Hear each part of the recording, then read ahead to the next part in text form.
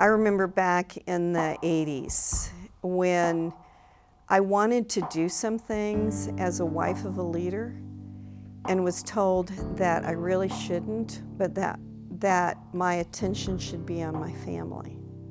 And I think I struggled with that because at that point in time, my call to staff was just as strong as Roger's was. I had made the same sacrifices that he had made. But when it came to leading spiritually, people looked to him and not to me. I remember at one point I wanted to have a Bible study within the office women. And I was told that I couldn't do that someone else needed to do that. There were times when I was really frustrated on what was my role. I had a single woman leader tell me that I should just be thankful that I was married and not really aspire to leading.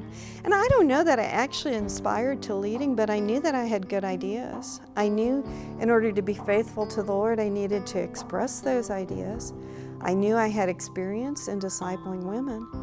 And so sometimes I felt kind of boxed in by a view of what a staff woman should be. And I just didn't feel like I fit it. At the same time, you don't want to make waves. At one time, when I asked if I could do something in leadership, I was told that maybe Roger's position should be reconsidered because of my desire to be involved. And so, again, this was all confusing to me. I took it to the Lord. He continued to give me outlets. I attended a writing class and started to realize that I could put a lot of my feelings down in writing. And that led to a publishing of a book that I co-authored with another staff couple. I was able to write the script for Tune Kids. Roger was leading music ministry and had connections with them, and so I found a lot of creative outlets, which were really good. And so as the kids got older and after we moved the headquarters here to Orlando, I started to have some opportunities to lead. Vonette gave me an opportunity with Mothers Who Care to give some leadership to that as it broke away from Moms in Touch.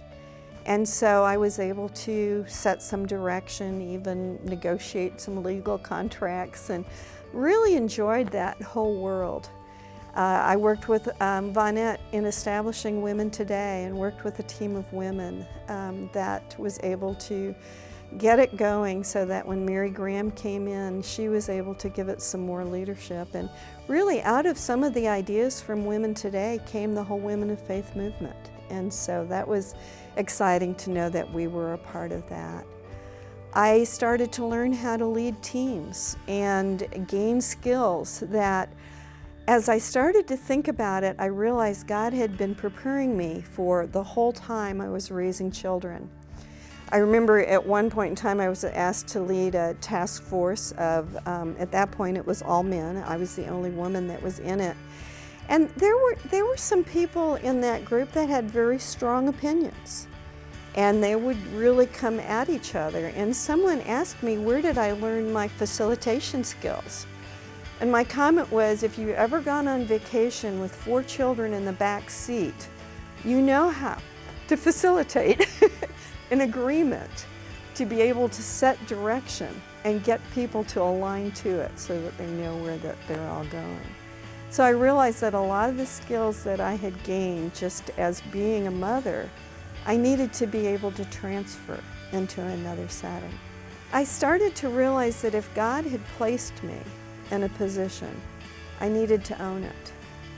I needed to realize, just like Esther was called into a court, it was as if I was called into a court of opportunity. And I needed to bring whatever it was that God was asking me to bring.